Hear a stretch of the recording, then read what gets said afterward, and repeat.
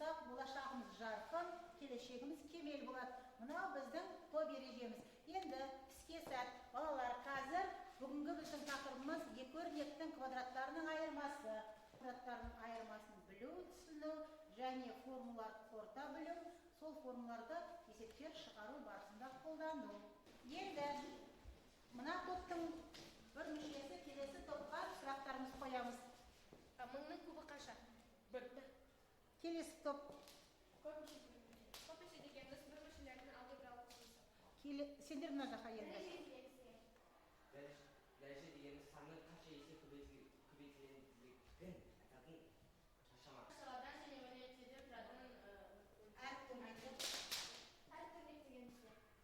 Әртүрлік дегенде әртеде шақшаларын және амалдадан тұратын. Жақсы, енді ойымыздарымызға отырамыз. Назарымызды экранға қоямыз.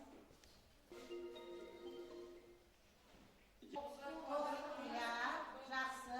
Келесі сол қиып алып, біз мына жерге жалғадық. Сонда бізде мына жерде тік төртбұрыш пайда болды. Сонда А плюс В, мына қабырғасы А минус В тік төртбұрыш пайда болды. Бұл тік төртбұрыштың одан не екен? Ұзындығымен енінің көбейтіндісінде. Сол кезде бізде не шығатын болды? Екі өрнектің квадраттарының айырмасы. Және екі өрнектің квадраттарының айырмасының мынау геометриялық мағынасы екен. Біз форматты түріп, мына жерге әрбір топқа тапсырмалар берген. Осы топпенен постер формға шығармашылық жұмыс жасаймыз. Балалар топпен жұмыс жасаймыз, орнымыздан тұрып бір-бірінің геометриялық мағынасын түсіндіру керекпіз.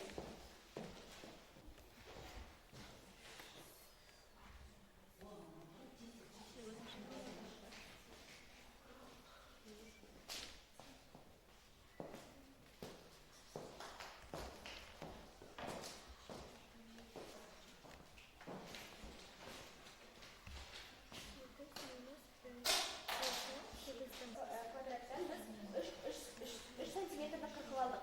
Және осы қырқып алынғанды түгелімен қырқып, оны келесі ауданға жабыстырдық. Және сол кезде бізде тік төртбұрыш пайда болды. Және де ол 8 плюс 3 және 8 минус 3. Ол тең 8-дің квадраты минус 3-дің квадраты. Ол 64 алынған 9 тең 55. Жақсы. Келесі топ. Біз берілген шаршының кішкене бұршық қиып алдық және сол шаршының келесі шаршыға апарып салынған кезде 9 плюс 4 көбейтілген 9 минус 4. Ол 9-ның квадраты минус 4-дің квадраты.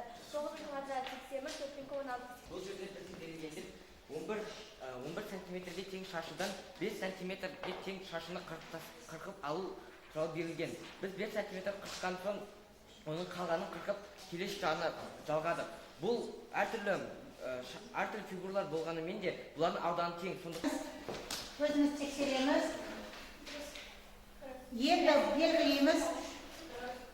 Дұрыс деген жақсы. 199. В жауабы. Келесі.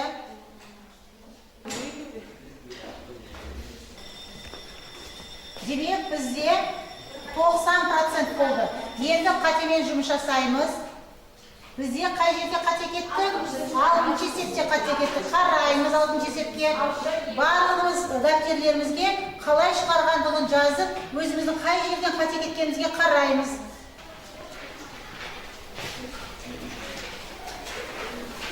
Таратып алсаңызшы. Енді балалар алдарына стикерлерді бүгінгі сабақтың қалай болғандығы туралы сол стикерлерге жазып, тақтаға рефлексия етеміз.